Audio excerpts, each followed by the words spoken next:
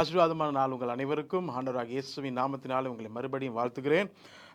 இன்றைய நாள், அதாவது தேவனுடைய வார்த்தை, ஆதியாகமம் 4வது அதிகாரம் 17 தொடக்கம் 26 வரையான வசனங்கள். இந்த இடத்திலே காயின் ஆபேல் குறித்ததான கதை இந்த இடத்திலே நாங்கள் பார்க்கிறோம்.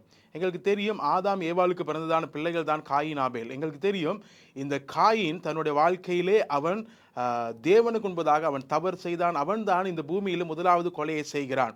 ஆகவே அவனுடைய பாவத்தின் நிமித்தமாக அவனுடைய சந்ததி சபிக்கப்படுகிறது. அது மாத்திரமல்லாமல் நீங்கள் பார்த்தீர்கள் சொன்னால், அவனுடைய சந்தத்தில் வருகிறதான அதாவது லாமெக் என்கிறதான அவனுடைய பேரப்பிள்ளை ஆகிய லாமேக்கானவன், அவனும் அந்த கொலையை செய்கிறதான இந்த பாவத்தில் அவன் ஈடுபடுகிறான். அது மாத்திரமல்லாமல் நாங்கள் பார்க்கிறோம், இந்த இடத்திலே அவன் கொலை செய்தது மாத்திரமல்லாமல் தேவனுடைய சாபத்துக்கு ஆளாகிறான்.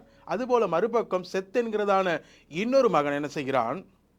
அவன் தேவனுடைய ஆசீர்வாதத்தின் பிள்ளையாக மாறுகிறான். ஆகவே நாங்கள் எங்களுடைய வாழ்க்கையில் நாங்கள் எதனை தெரிந்து கொள்கிறோம் என்பதும், தேவனுக்காக நாங்கள் எதனை செய்ய வருகிறோமோ அதை நாங்கள் முழு மனதோடு செய்வதும் எங்களுடைய வாழ்க்கையில் முக்கியமாக இருக்கிறது. ஒரு சில நேரம் நாங்களுக்கு தேவனுக்காக செய்ய வேண்டும் என்று சொல்லி நாங்கள் நினைக்கிற காரியங்களே எங்களுடைய வாழ்க்கையை சாபத்திலே கொண்டு விடலாம். ஏனென்று சொன்னால், அதை நாங்கள் செய்யாமல் இருப்பதின் நிமித்தமாக. ஆகவே இந்த வருடத்தில், இந்த நாளில் நீங்கள் ஒரு தீர்மானம் எடுங்கள். தேவனுக்கு எதை செய்தாலும் முழுமையாக சரியாக செய்வதற்கு நீங்கள் ஒரு தீர்மானத்தை எடுங்கள். தேவன் உங்களை ஆசீர்வதிப்பார்.